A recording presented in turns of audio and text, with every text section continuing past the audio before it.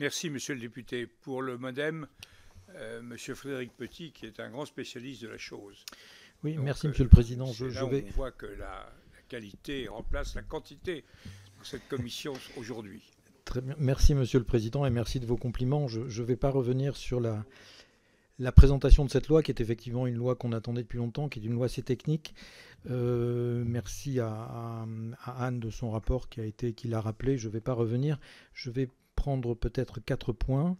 D'abord, mes chers collègues, avant de commencer, je voudrais saluer Madeleine, qui est parmi nous aujourd'hui, qui est une stagiaire de 3e d'un lycée français à l'étranger de ma circonscription et qui vient chez ses grands-parents pour faire son stage parmi nous en France. Mais vous voyez, nous existons, ils existent réellement, et je suis ravi de l'accueillir ici. Madeleine, nous sommes très heureux de vous accueillir dans cette commission. Vous êtes chez vous ici en tant que future citoyenne. Voilà. Madeleine, en plus, sera bi-citoyenne, comme je le dis souvent. Je voudrais attirer votre attention sur 4 points que je vais rappeler sans rentrer dans les détails.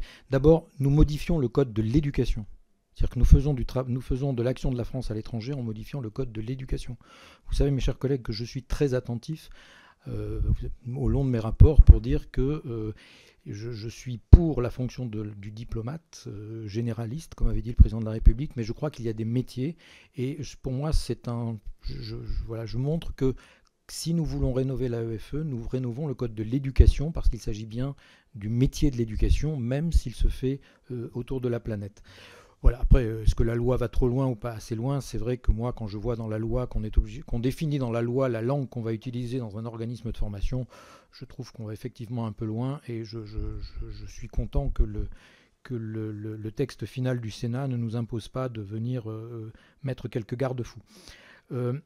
Deuxième élément, l'intégration des familles, des flammes, des alumni dans le conseil d'administration. Vous savez que c'est un combat qu'on mène depuis longtemps, depuis 4 ans, pour montrer que cette action de la France, cette diplomatie d'influence, ce terme que je n'aime pas, c'est de l'action de la France et des Français dans le monde, et pas uniquement de l'action des diplomates dans le monde.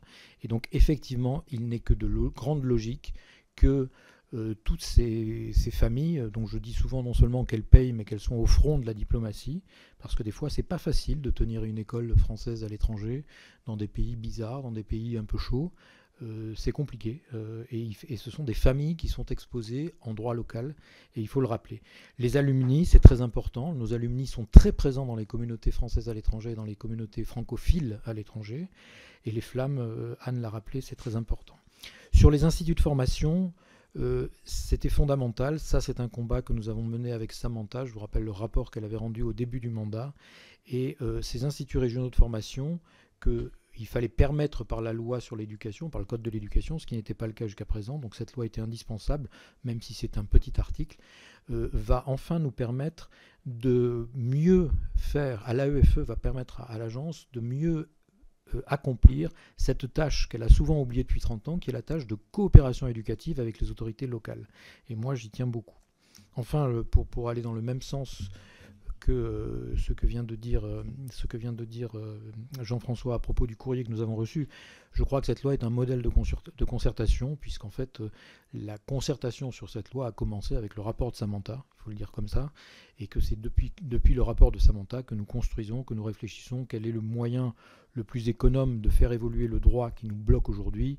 Voilà. Et c'est pour ça qu'on est dans une loi qui est peut-être une loi de niche, mais qui fait ce qu'elle doit faire et uniquement ce qu'elle doit faire. Voilà. Et bien évidemment, le groupe MoDem votera pour.